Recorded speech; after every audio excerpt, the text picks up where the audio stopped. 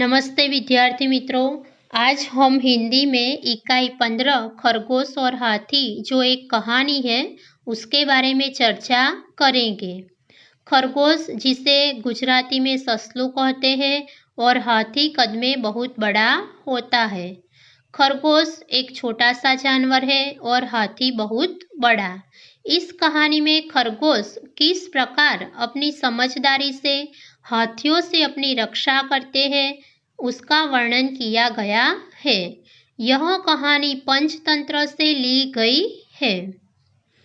कहानी की शुरुआत करते हैं। एक जंगल में एक सरोवर था। सरोवर का अर्थ है तालाब। सरोवर के किनारे गीली जमीन थी। गीली का अर्थ है भीगी हुई। वहां बहुत से खरगोश रहते थे। खरगोशों के बिल जमीन के अंदर थे। बिल यानी छेद, पशुओं के रहने का स्थान जिसको वे खोदकर बनाते हैं। खरगोश दिन भर इधर उधर भागते रहते थे। दिन भर कूदते रहते थे।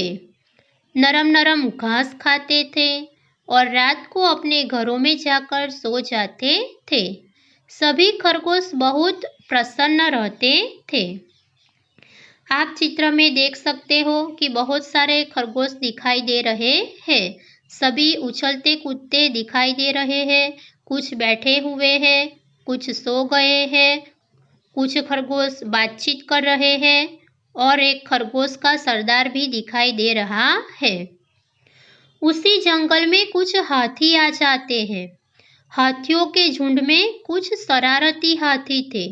वे अपनी सूंड से छोटे छोटे पेड़ तोड़ देते थे और पौधे कुचल देते थे।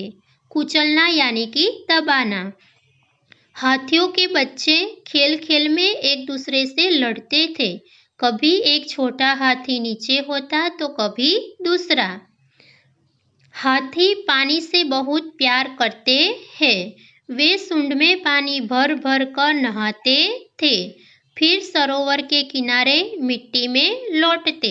लौटते का अर्थ है लुढ़कना, लेटकर करवटें बदलना। तो सरोवर के किनारे मिट्टी में सभी हाथी लेटकर करवटें बदलते रहते थे। नरम जमीन हाथियों के भार से दब जाती थी। साथ ही कई खरगोश परिवार भी दब जाते थे। इससे खरगोश बहुत दुखी रहते थे। आप चित्र में देख सकते हो कि 3 खरगोश हाथियों के सरदार के सामने खड़े हुए हैं। खरगोशों के सरदार होता है वह एक उपाय सोचता है। कुछ चुने हुए खरगोशों के साथ वह हाथियों के सरदार के सामने जाकर खड़ा हो जाता है, नमस्कार करता है और हाथियों का जो सरदार होता है वह भी सूंड उठाकर नमस्कार करता है। खरगोशों का सरदार कहता है, हम चांद के भांजे हैं। चांद में आप हमारे भाई बंधुओं को देख सकते हैं। हमारे कुछ भाई धरती पर रहने आए हैं। तो इस प्रकार खरगोश का सरदार जाकर कहता है। आप चित्र में देख सकते हो कि 3 खरगोश खड़े हुए हैं। हाथियों का सरदार भी खड़ा है। तालाब में चंद्र का प्रतिबिंब दिखाई दे रहा है।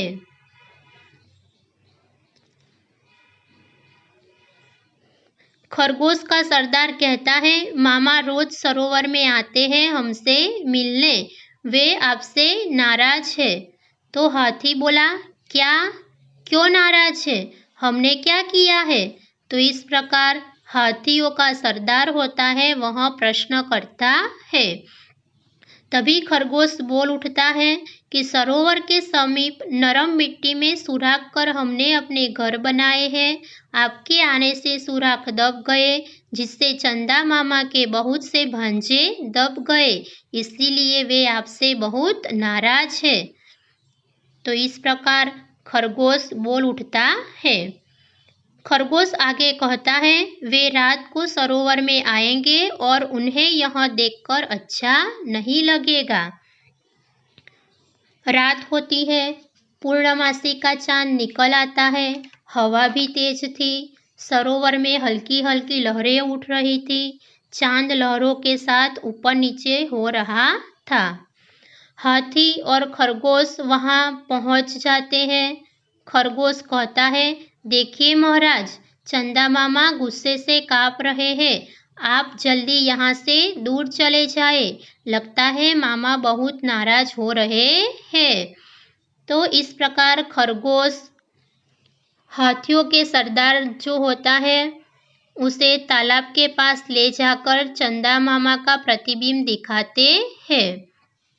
गुस्से से कांपना मुहावरा है जिसका अर्थ है क्रोधित होना। हाथियों के सरदार ने अपने झुंड की तरफ देखा तो हाथियों का जो सरदार होता है वह अपने झुंड की तरफ देखता है। वह देखता है कि सभी डर गए थे। सरदार ने अपनी सूंड ऊपर उठाई और सभी हाथियों ने भी ऐसा ही किया। सरदार कहता है, चमकते हुए चांद को हमारा नमस्कार। हम अपनी गलती मानते हुए आपसे क्षमा मांगते हैं। तो इस प्रकार हाथियों का जो सरदार होता है वह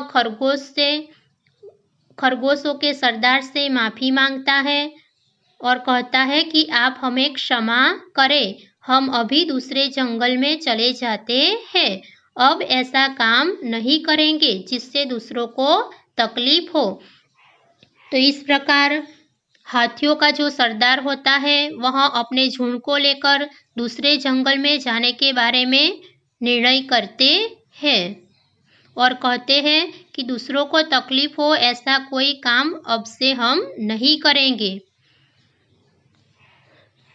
तो विद्यार्थी मित्रों, इस कहानी से हमें यह सीख मिलती है कि हमें ऐसा कोई काम नहीं करना चाहिए जिससे दूसरों को तकलीफ हो, दूसरों को नुकसान हो। ऐसा काम नहीं करना चाहिए।